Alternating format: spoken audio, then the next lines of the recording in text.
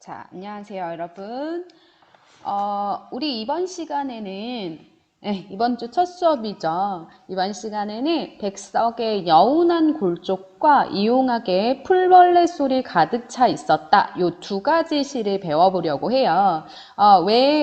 하나씩 해도 되는데 사실은 왜 이 두 개를 같이 보려고 하냐면 우리 지난주에 배웠던 윤동주와 그 다음에 이육사의 그 관계처럼 이 백석과 이용학도 같은 시대이지만 조금 다르게 시대 상황을 그렸던 두 명이라고 여러분들이 이해하고 계시면 좋을 것 같아요. 그래서 이 둘을 오늘 같이 한번 보려고 합니다. 자, 그래서 우리 맨 처음에는 이제 백석부터 배우게 될 건데요. 우선 요 내용을 들어가기 전에 우리 그 얘기부터 좀 할게요. 방금 얘기했지만 백석과 이용학은 같은 시대를 살았다라고 얘기했었잖아요. 요 백석과 이용학이 살았던 시대는 어떤 때냐면 1930년대입니다. 1930년대에 태어났다는 게 아니라요. 백석과 이용학이라는 사람이 한창 시작 활동을 많이 진행했던 때가 요 1930년대라는 의미거든요. 근데 우리 이제 많이 해서 알지만 1930년대는 어떤 때냐면 일제강점기의 시대였습니다. 일제가 우리나라를 지배하고 있었던 그때였죠. 그래서 이 일제강점기의 상황 속에서 백석과 이용학은 어떤 부분에 굉장히 집중을 많이 했냐면요. 어디에 집중을 많이 했냐면 사람들이 이제 일제강점기가 되어가지고 우리 땅에서 살고 싶은데 이 일제가 자신들의 목적에 따라 이익에 따라 사람들을 막 내쫓기도 하고요. 자꾸 사람들을 괴롭히게 되니까 우리나라 사람들이 더 이상 자신의 고향에서 살지 못해요. 그래서 어떻게 하냐면 러시아, 중국, 만주 이런 데로 이민을 가게 됩니다. 근데 이 이민이 자기가 원해서 가는 이민이 아니라요. 자발적 이민이 아니라 이 일제에 의해서 어쩔 수 없이 저쪽으로 가야지만 살 수 있는 환경이 되게 된 겁니다. 그래가지고 여러분들 이 일제강점기 속에서 1930년대는 굉장히 뭐가 많이 발생한 때였냐면 유이민들이 많이 발생했던 시대인데 뭐 이때뿐만 아니라 동일합니다. 그래서 이쪽으로 유이민들이 많이 발생했던 때인데 이 유이민들에 대해서 이 백석이라는 사람은 어떻게 시 속에서 그려내고 있냐면요. 백석은 유이민, 즉 우리나라의 공동체가 무너졌어요. 근데 그래서 뭘 하고 싶으냐면 공동체가 일제 공동체 아니겠죠. 우리의 공동체입니다. 우리나라의 공동체가 회복되기를 원해요. 예전처럼 우리가 다 같이 모여서 우리의 고향에 사는 모습을 원하는 거예요. 그랬는데 지금 현실은 그렇지 않잖아요. 그래서 어떤 식으로 시를 쓰게 되냐면 이 백석은 예전에 공동체가 있었던 즐거운 때를 보통 회상하고 이곳으로 돌아갔으면 좋겠다라는 이야기들을 쓰게 되는 겁니다. 백석시의 특징이라고 생각해 주시면 돼요. 이 여운한 골쪽도 이런 백석의 시의 특징이 굉장히 잘 드러난 시 중에 하나라고 생각을 해보시면 될 것 같아요. 우선 제목을 보면 여운한 골쪽이라고 되어 있는데요. 이 여운한 골쪽의 뜻이 뭐냐면 여우가 나타난다라는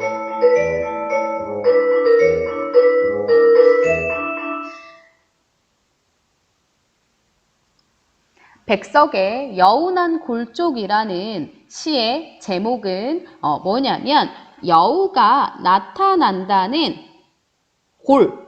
골짜기에 모이는 가족들 가족들이라는 뜻입니다. 여운한 골족의 뜻은 여우가 나타난다는 마을에 사는 가족들이라는 뜻이라고 여러분들이 기억해 두시면 되겠습니다. 자, 그러면 이 가족들이 지금 현실에서는 다 뿔뿔이 흩어져 있잖아요. 근데 이들을 어떻게 예전에는 어떻게 살았는지 회상하면서 즐거운 때를 회상하면서 공동체의 회복을 원했던 백석의 시 여운한 골족으로 한번 들어가 보도록 하겠습니다. 한번 쭉 읽어볼게요. 명절날 나는 엄매 앞에 따라 우리 집 개는 나를 따라 진 할머니 진 할아버지 있는 큰 집으로 가면 자 1연이 이렇게 끝나요. 명절날이래요. 명절날은 언제냐면 온 가족들이 다 모이는 날이죠. 그쵸? 모든 가족들이 한 곳에 모이는 날입니다. 따라서 뭐가 되는 날이냐면 우리의 공동체가 함께 하는 날이죠. 그래서 이 명절날을 일부러 시간적 배경으로 삼게 된 겁니다. 명절날 나는 엄마, 아빠 따라서 우리 집 개는 나를 따라서 진할머니, 진할아버지라고 나오는데요. 친할머니, 친할아버지예요. 우리 엄마, 아빠라고 그러지 엄매, 아베라고 안 하잖아요. 얘네들은 모두 다 어느 쪽 방언이냐면 평안도 방언이에요. 방언이라는 건 사투리라고도 얘기하죠. 그 지방의 언어라는 겁니다. 진할머니, 진할아버지, 엄매, 아베 모두 다 평안도 방언입니다. 아마 이 여운한 골은 이 평안도 쪽에 있는 지명인가 봐요. 진할머니, 진할아버지가 있는 큰 집으로 가면 이곳이 바로 어디냐면 모두가 모이는 공간적 배경이 되는 거겠죠. 큰 집으로 가면 얼굴에 별자국이 솜솜난 말수와 같이 눈도 껌뻑이는 하루에 배 한 피를 짠다는 벌 하나 건너집엔 복숭아 나무가 많은 실리 고무, 고무의 딸 이녀, 작은 이녀. 이렇게 나와요. 한 문장이 굉장히 길죠. 자, 여기에서부터는 이제 드디어 뭘 얘기할 거냐면 이 큰 집에 모인 사람들을 설명할 거예요. 묘사할 겁니다. 누가 모였나를 얘기해 줄 겁니다. 근데 그냥 고모 모이고 사촌 동생들 모였어 이렇게 얘기하는 게 아니라 그들이 어떤 모습을 가지고 있는지 어디에 사는지 어떠한 특성을 가지고 있는지를 하나하나 설명해 줄 겁니다. 맨 처음에는 얼굴에 별자국이 솜솜난 예전에 이렇게 피부병 같은 거 알아서 곰보가 됐다고 하거든요. 그래서 그 피부병을 앓은 데가 상처가 그대로 남은 거예요. 그게 마치 별자국처럼 남았다라고 표현하는 거거든요. 얼굴에 별자국이 솜솜난 여기에서 한번 이렇게 사실은 쉼표가 있어줘야 되는 거죠. 그렇죠? 말수와 같이 눈도 껌뻑거리는 말도 더듬나 봐요. 껌뻑껌뻑하고 눈도 껌뻑껌뻑 하나 봐요. 껌뻑껌뻑 거리는 하루에 배 한 피를 짠다는 하루에 배를 한 필이나 짤 수 있는 벌판 하나 건너 집에 사는 복숭아가 많은 실리 고무. 복숭아가 이 집에는 많은가 봐요. 복숭아 나무가 많은 실리. 여기가 이 고모가 사는 데입니다. 지명 이름이에요. 그래서 실리 고모.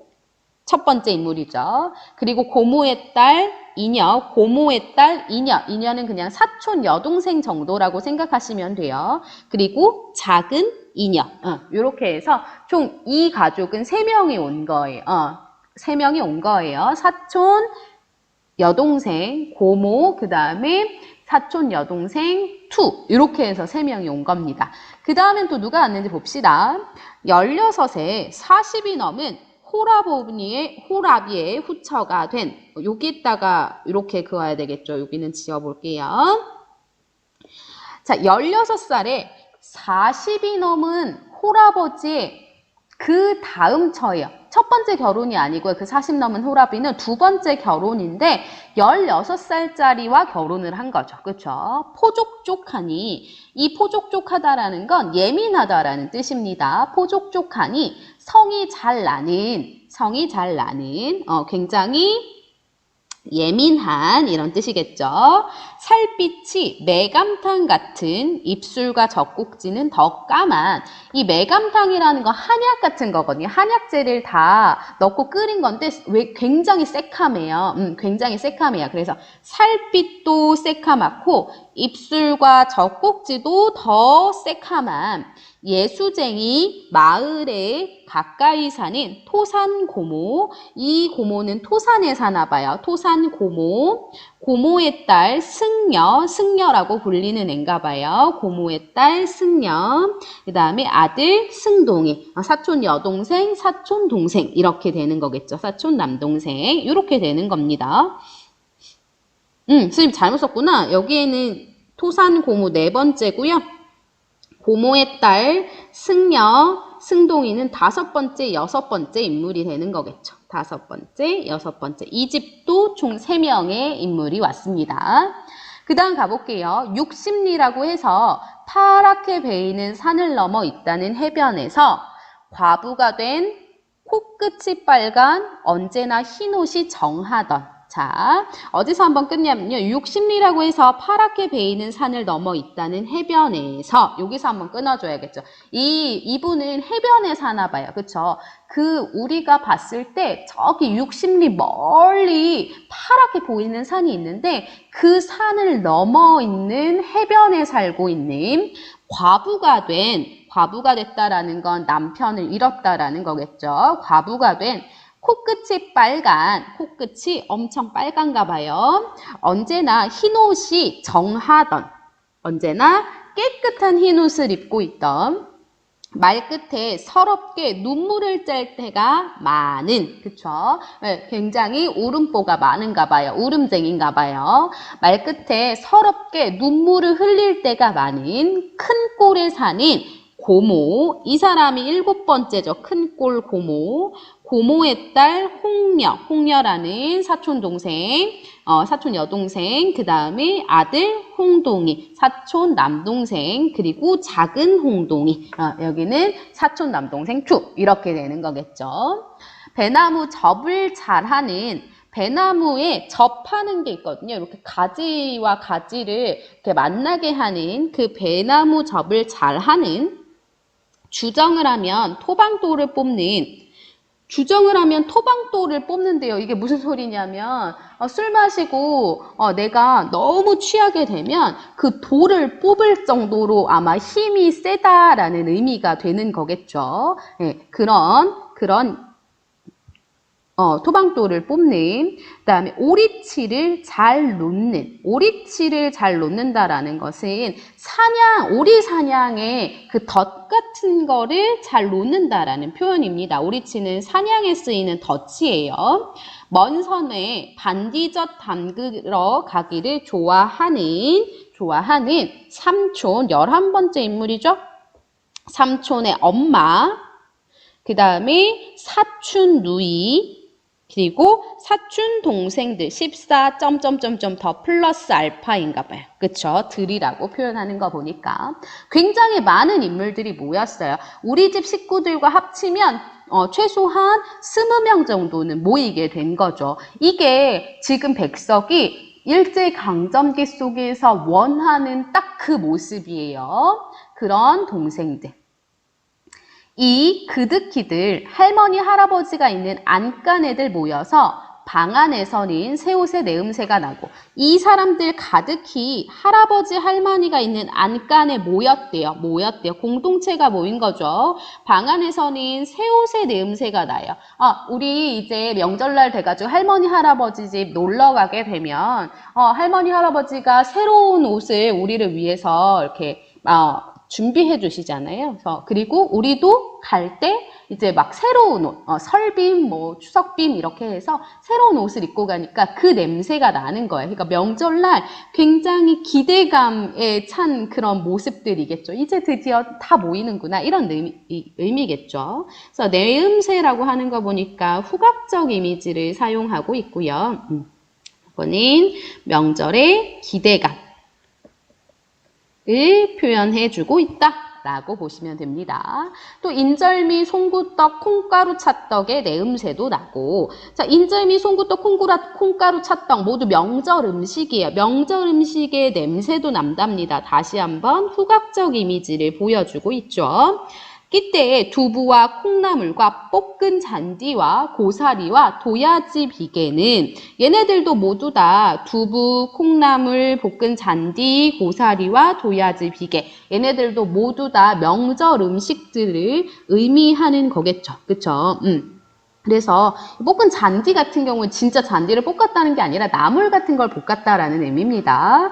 이러한 이 모든 명절 음식은 모두 선득선득하니 찬 것들이다. 그래서 차다라는 표현을 썼어요. 여기에서는 그래서 촉각적 이미지를 활용하고 있다. 그래서 우리 지금 명절의 전체적인 분위기를 다 이야기하고 있는데 이미지를 굉장히 많이 사용해서 이야기하고 있다라는 거 알 수 있을 겁니다. 자, 여기에서 이 차다라는 거 우리 다른 시에서는 부정적 의미라고 했지만 여기서는 그런 의미 아니에요. 그냥 앞에 이런 명절 음식들이 차가운 음식들이다라고 알려주는 것 뿐입니다.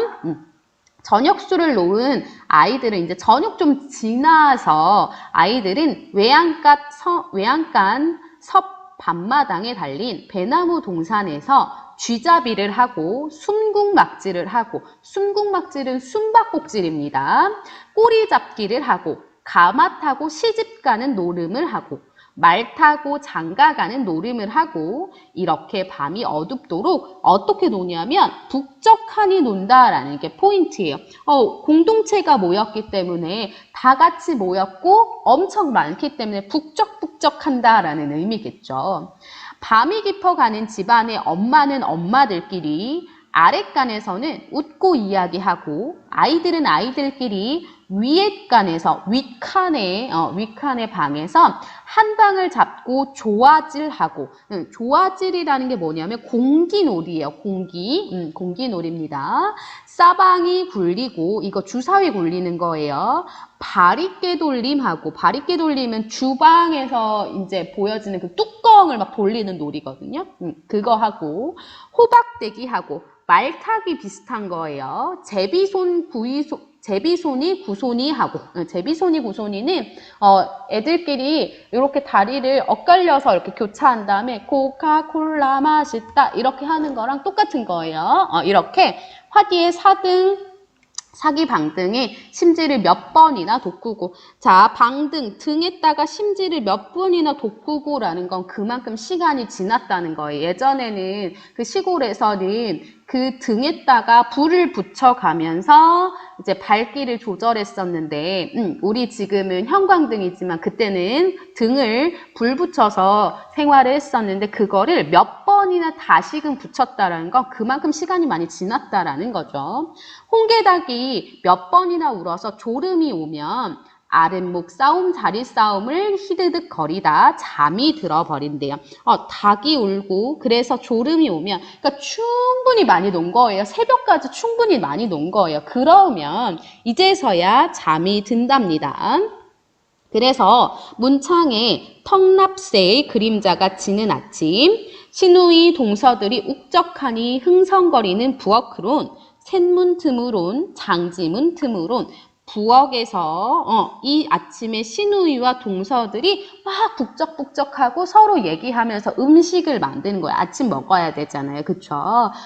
그 부엌으로는 셋문 틈으로 장지문 틈으로 무의징개국 끓이는 맛있는 내음새가 올라오도록 잔다. 역시나 아침에 또 먹을 수 있는 밥을 끓이고 있는 거예요. 밥을 만들고 있는 거예요. 그래서 얼마나 행복해요. 자기가 놀 만큼 놀다가 잠이 들었는데 어떤 냄새에 깼냐면 맛있는 국 냄새에 깬다라는 의미가 되는 거겠죠. 그래서 여기서의 내용은 전체적인 게 딱 하나예요. 뭐냐면 명절날, 이 주제도 별로 큰 거 없거든요. 그냥 명절날 그 공동체, 우리 가족이 다 같이 모여서 우리 가족들과 너무 행복해 라고 하는 게 이 시의 특징입니다. 근데 왜 이런 시를 썼냐면, 왜 이런 시를 썼냐면 맨 처음에 이야기했었죠. 여기에서 이렇게 얘기했습니다. 공동체가 회복되기를 원하기 때문에. 그래서 예전에 공동체가 있었던 그 즐거운 때를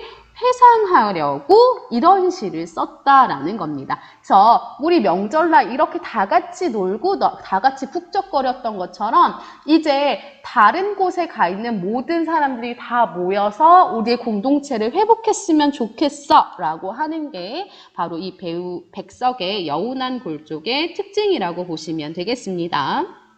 당연히 화자는 나겠죠. 나는 어린 납니다. 어린 나. 엄마 아빠 따라서 명절날 가는 거 보니까 어린 나고요. 이 어린 나인데 어떤 어린 나냐면 명절날 자신의 엄마 아빠와 할머니 할아버지 집을 찾았던 나가 되는 거겠죠. 그러면 이 시적 상황에 대해서 어떤 특징을 가지고 있냐, 어떤 태도를 지니냐, 어떤 정서를 가지고 있냐. 굉장히 그 공동체, 자신의 가족들끼리의 유대감을 보여주고 있다라는 거죠. 이게 여기서의 가장 중요한 포인트라고 보시면 되겠습니다.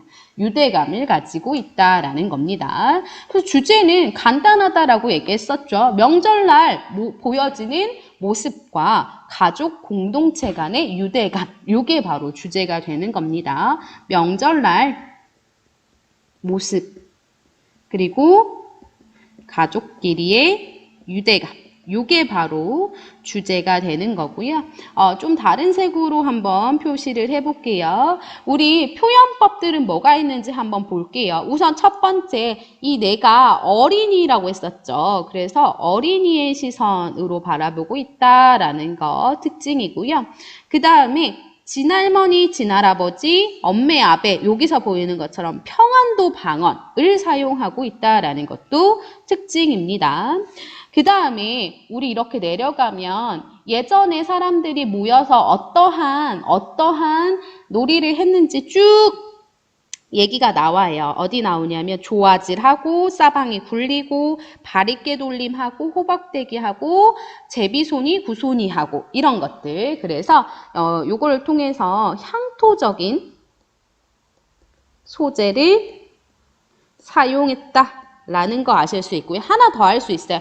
똑같은 놀이들을 계속적으로 몇 번이나 계속 이것저것 얘기하고 있죠. 나열하고 있다라는 거 여러분들이 알아두시면 되겠습니다. 마지막으로 얘 같은 경우에는 시인데도 불구하고 시 같지가 않죠. 그래서 얘는 서사적 진술을 쓰고 있다라고 해요. 이 서사적이라는 건 이야기 같다라는 뜻이거든요. 서사적 진술을 써서 산문적 리듬을 가지고 있다라는 것도 특징이고요. 전체적으로 시를 보면 시간의 흐름에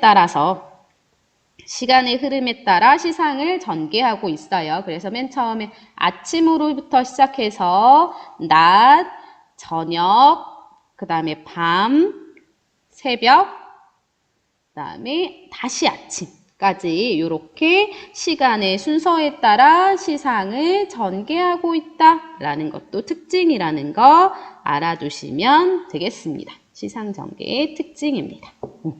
이렇게 해서 여운한 골조 정리해 볼게요. 자, 그렇다면 우리 이제 두 번째 시로 가보도록 하겠습니다. 이용학의 풀벌레 소리 가득 차 있었다라는 시입니다. 자, 아까 맨 처음에 얘기했지만 백석과 이용학은 같은 시대를 살았던 인물이라고 얘기했었잖아요. 근데 같은 시대기는 하지만 얘네들이 하는 모습이 시 속에서 그거를 다루는 모습이 굉장히 다르다라고 했었는데요. 이 이용학 같은 경우 역시 1930년대에 굉장히 유명했던 인물입니다. 1930년대에 유명했던 인물이고요. 이 이용학이라는 사람은 똑같이 똑같이 일제강점기 속에서 우리나라 사람들이 뭐 만주, 러시아, 그다음에 중국 이런 데로 이민을 가게 되는 현실에 대해서 그리고 있는데요. 앞에 백석은 그런 유이민들이 없어졌으면 좋겠어. 예전처럼 가족의 공동체를 회복했으면 좋겠어 라고 이야기하는 편이라면 이 이용학 같은 경우에는 어디에 포인트를 주냐면 그래서 우리나라 사람들이 우리나라의 고향을 버리고 다른 데로 떠돌 수밖에 없는 유이민이 되었잖아. 근데 자기 집 없이 떠돌아다닌다는 게 너네 얼마나 슬픈지 아니? 이게 얼마나 고통이고 힘든 줄 아니? 라는 거에 초점을 두었어요. 그래서 유이민들의 고통 그리고 아픔에 대해서 사실적으로 묘사하고 있는 게 바로 이 이용학이라는 사람의 시의 특징이라고 봐두시면 되겠습니다. 이 이용학의 이런 특징을 가진 아주 잘 드러내고 있는 시가 바로 이 풀벌레 소리 가득 차 있었다라는 시라고 보실 수 있는데요. 한번 우리 쭉 읽어보겠습니다. 우리 집도 아니고 일갓집도 아닌 집, 아버지의 침상 없는 최후의 밤은 풀벌레 소리 가득 차 있었다. 노령을 다니면서까지 애써 잘해온 아들과 딸에게 한마디 남겨두는 말도 없었고 아무울만의 파선도 설렁한 니코리스크의 밤도 완전히 잊으셨다. 목침을 반드시 벤 채.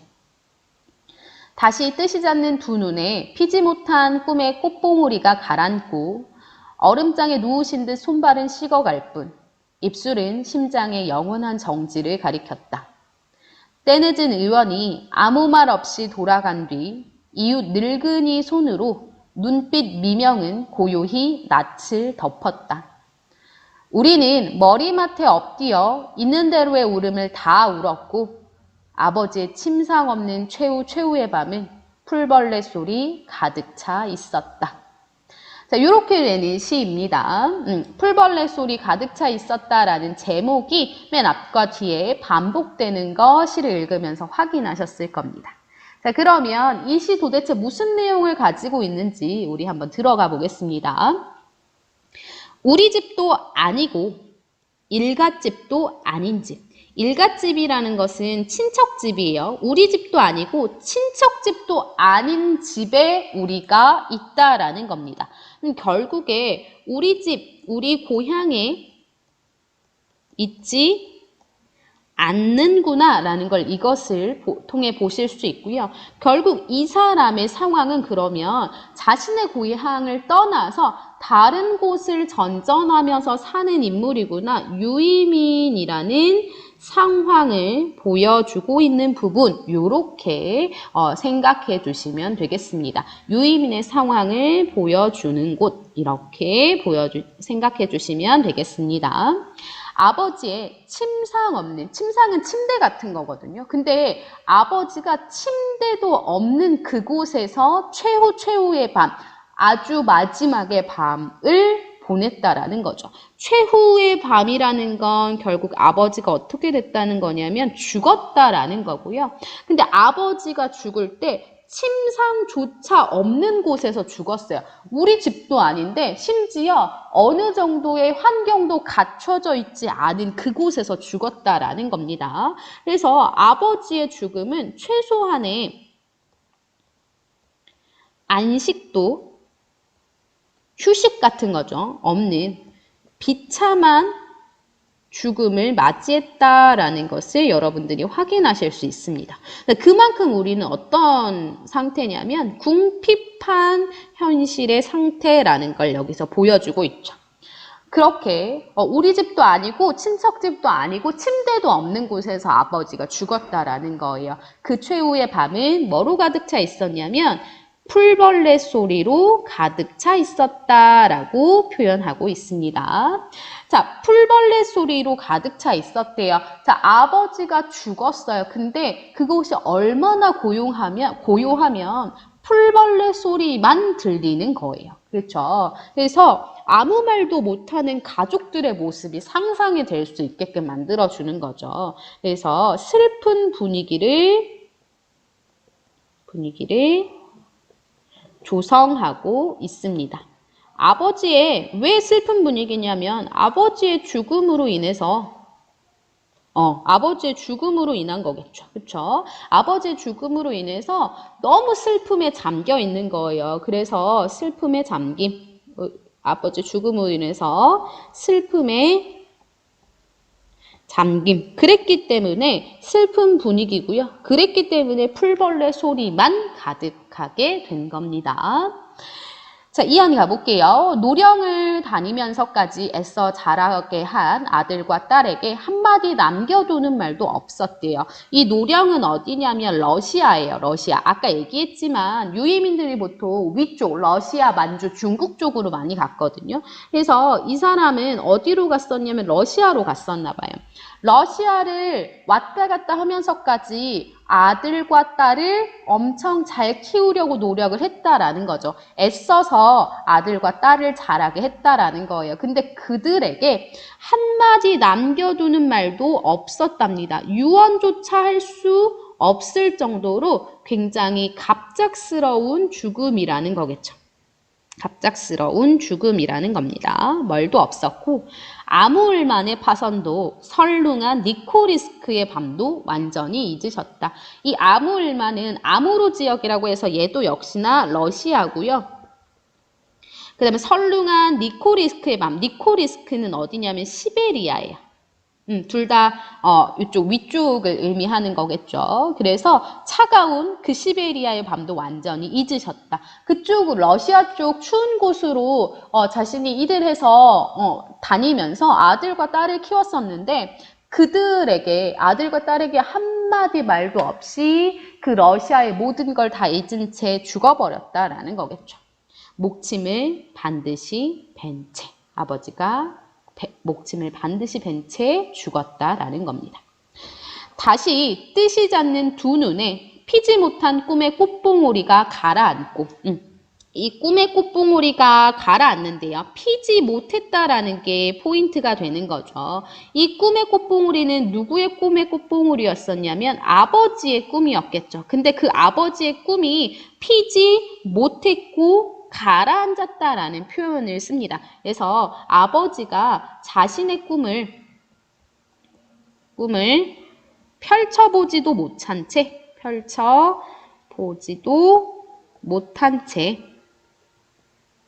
죽었다라는 것을 여기서 알 수 있겠죠. 얼음장에 누우신 듯 손발은 식어갈 뿐. 사람이 죽으면 이제 체온이 없어지잖아요. 그렇죠? 입술은 심장의 영원한 정지를 가리켰다. 입술이 완전 파랗게 보라색처럼 파랗게 되면 이 사람이 죽었다라는 그런 표시가 되는 거겠죠. 그래서 심장의 영원한 정지, 결국 죽음이라는 것을 이렇게 우리가 인식했다라는 거예요. 손발이 차갑고 그 아버지의 입술은 굉장히 파랬습니다.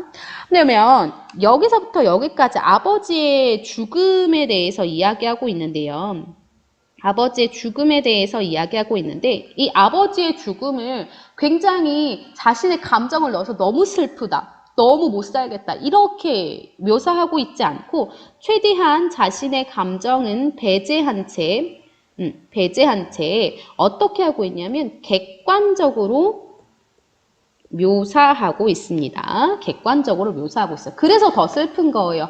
우리 너무 슬퍼서 슬픈 티도 못 내겠는 거 있잖아요. 너무 슬퍼서 울지도 못하겠는 거 있잖아요. 그렇죠? 그래서 아주 객관적으로 묘사하면서 오히려 그 아버지의 죽음이 굉장히 비참하고 슬프다라는 것을 더욱 강조하고 있는 겁니다.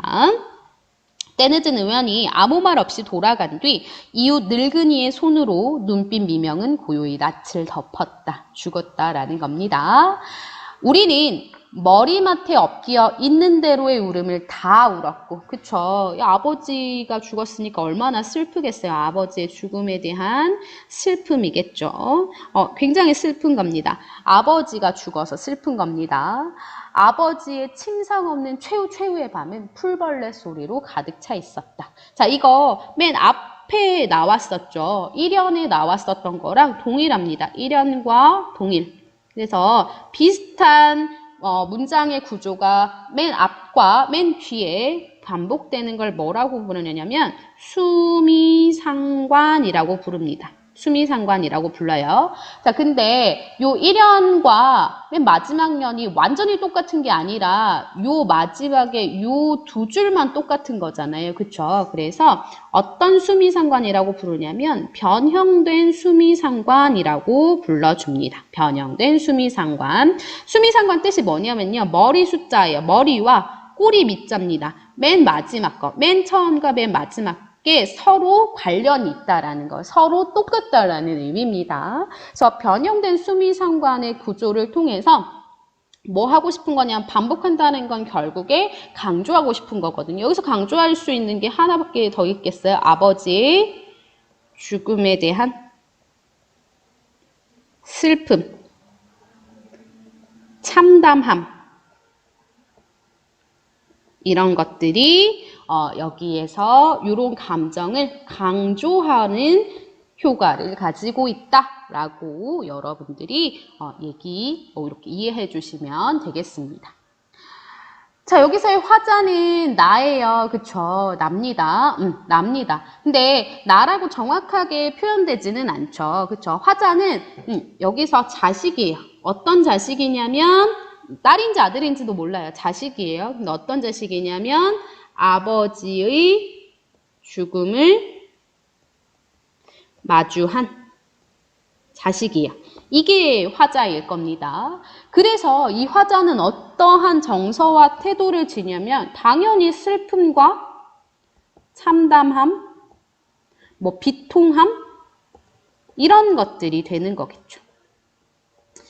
그래서 이 둘을 합치면 주제가 되는 거죠. 주제는 그래서 아버지의 비참한 죽음과 이 아빠가 왜 죽음이 더 비참했냐면 우리의 집에서 죽지 못해서 우리의 공동체 속에서 죽지 못해서 비참한 거잖아요. 그래서 아버지의 비참한 죽음과 유이민의 슬픔, 유이민의 비애, 아버지 죽음, 아버지의 비참한 죽음, 그 다음에 유이민의 비애, 이게 바로 주제가 되는 겁니다. 시의 특징이나 표현법에서 여러분들이 봐두셔야 될 거는 이런 것들이 있네요. 풀벌레 소리, 이걸로 슬픈 분위기를 조성하고 있어요. 이거를 뭐라고 부르냐면 객관적 상관물이라고 부릅니다. 객관적 상관물이라는 건 자신의 감정을 드러내는데 보조적 역할을 하는 사물이나 동물들을 가지고 오는 거거든요.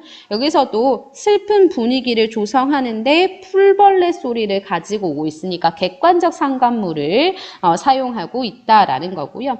이거 굉장히 중요합니다. 객관적 묘사를 통해서 감정을 최대한 배제했다라는 거 요거 중요하고요. 그 다음에 마지막에 나와 있었던 요 변형된 수미상관의 구조를 가지고 있다라는 것도 여러분들이 잘 정리해 두시면 되겠습니다. 자, 이렇게 1930년대 우리나라에 살지 못하고 다른 곳을 떠돌아야 했던 유이민들에 대한 슬픔을 그린 시 풀벌레 소리 가득 차 있었다. 그리고 그 유이민들이 다시 우리가 예전에 그 공동체를 회복했으면 좋겠다는 생각에서 명절날 가족들이 북적북적한 모습을 그린 시 여운한 골조까지 두 편을 모두 다 배워봤습니다. 여러분들 1930년대 유이민의 상황 속에서 이 둘이 어떻게 서로 다른 모습을 가지고 있는지 꼭 정리 잘 해두시고요. 여러분들 여기까지 잘 프린트 정리하시고 여러분들 머릿속에도 잘 기억해 두시면 좋겠습니다. 네, 오늘 수업은 여기까지고요. 고생 많으셨어요. 네, 고생 많으셨습니다.